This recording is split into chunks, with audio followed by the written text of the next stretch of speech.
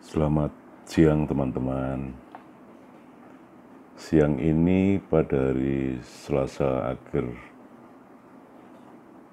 April kami kebetulan melintas di simpang Kemuning dalam perjalanan kami menuju Kebun Teh Kebumen Kabupaten Karanganyar. Kami menyempatkan diri untuk singgah di Candi Sukuh yang juga tidak jauh dari Simpang 3 Kemuning yang kebetulan memiliki banyak cerita, dan informasi ini akan kami sampaikan kepada teman-teman untuk melengkapi ataupun mengupdate informasi terkini situasi Candi Sukuh, karena teman-teman lain sebenarnya sudah banyak menginformasikan soal Candi Sukuh ini. Dan kami saat ini sedang menuju ke Candi Sukuh melintasi sebuah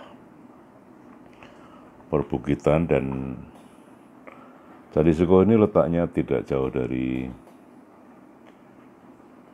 ibu kota Kabupaten Karanganyar, kira-kira jaraknya sekitar 20 km, dan jika dari kota Solo sekitar 36 km. Dan lokasi Candi Sukuh sendiri berada di lereng Gunung Lawu di sisi barat, dan inilah jalan yang kami harus lintasi untuk menuju Candi Sukuh. Dan Candi Sukuh sendiri berada di ketinggian 1186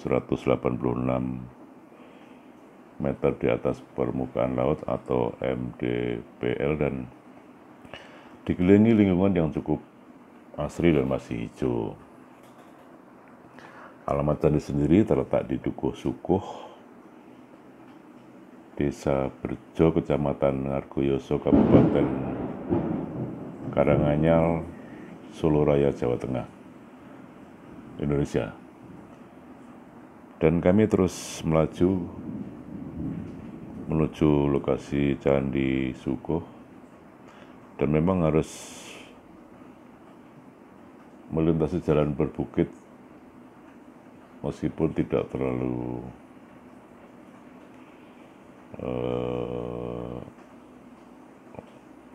tanjakannya tidak terlalu ekstrim ya.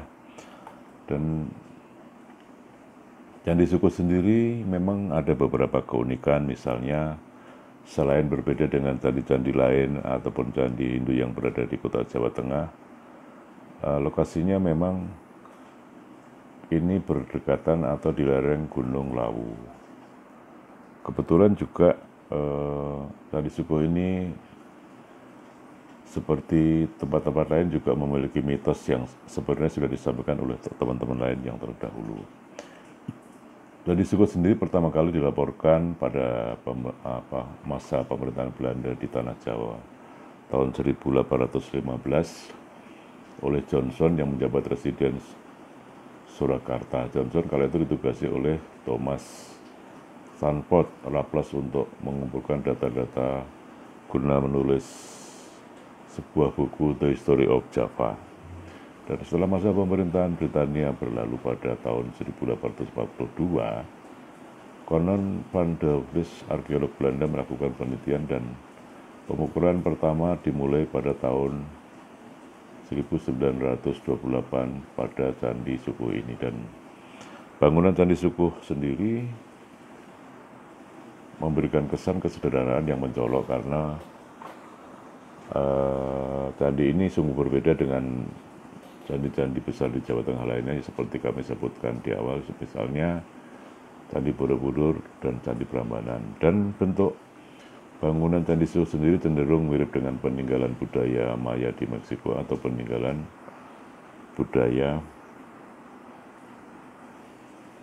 Inca di Peru. Bangunan candi juga mengingatkan pada pengunjung akan bentuk-bentuk piramida di Mesir. Dan saat ini kami sudah tiba di areal parkir Candi Sukuh, dan kebetulan memang siang ini tidak ada satupun pengunjung. Kebetulan selain bulan puasa memang juga saat pandemi, dan memang ini kebetulan pada hari kerja.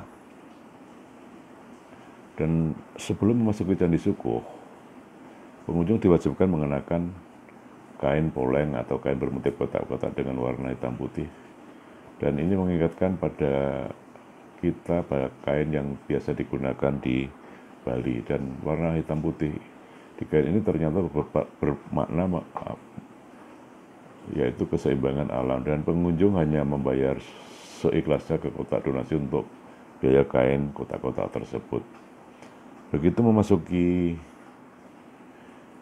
komplek Candi Suko, pengunjung akan disambut oleh jalan setapak yang diapit tanaman layaknya taman, dan terdapat beberapa pohon kanan kiri ada tanaman hias di sudut komplek. Pengunjung juga bisa mengeksplorasi mulai dari teras pertama hingga teras puncak, dan pilihan langsung menuju aras puncak juga boleh, lalu menurun teras tangga satu persatu. Dan kami terus memberikan informasi tentang Candi Suko ini, dan suasana sakral begitu terasa di setiap sudut candi, karena bertepatan dengan hari besar tertentu biasanya digunakan untuk menggelar aneka ritual, dan pengunjung diminta jaga etika ketika berada di sekitar candi. Candi Suko dibuat juga dengan bentuk punden atau berundak atau teras-teras, dan bentuk ini sesuai dengan lokasinya yang berada di lahan miring memang. Dan bentuknya berundak ini adalah ciri khas yang membuatnya berbeda dengan candi-candi lain di Jawa Tengah. Dan ketika masuk ada teras pertama, gerbang utama yang masuk ke candi, kemudian ada teras kedua, gapura yang sudah rusak, dan di samping kanan kiri gapura terdapat patung dua kepala yang menggambarkan patung penjaga gapura. Dan inilah yang teras ketiga ini merupakan teras terakhir yang paling utama, dan saat pengunjung menaiki anak tangga dalam lorong gapura akan disuguhi relief di lantai. Relief inilah menggambarkan Palus yang berhadapan dengan vagina. Disinilah mitos kuno bahwa relief ini sebenarnya bukan porno, tetapi dari cerita nenek moyang terdahulu dan pegawai candi setempat. Relief ini konon untuk tes kegadisan calon pengantin, dan pengantin laki-laki yang ingin menguji kesetiaan calon istrinya, dia akan meminta kekasihnya melangkah relief ini. Tanda bahwa calon pengantin masih gadis atau tidak akan terbukti dengan kondisi kain kebaya yang dikenakan saat melangkah relief. Jika kain kebaya yang dikenakan robek atau terjatuh, maka dia masih gadis. Tapi jika sebaliknya kainnya terlepas, maka diyakini sudah tidak gadis. Demikianlah informasi yang dapat kami sampaikan secara singkat mengenai update Candi Suko. Dan di beberapa waktu kemudian nanti kami juga akan mengupdate lokasi-lokasi yang kami anggap layak untuk disampaikan kepada teman-teman. Mudah-mudahan bermanfaat, dan salam dari kami. Terima kasih, selamat siang.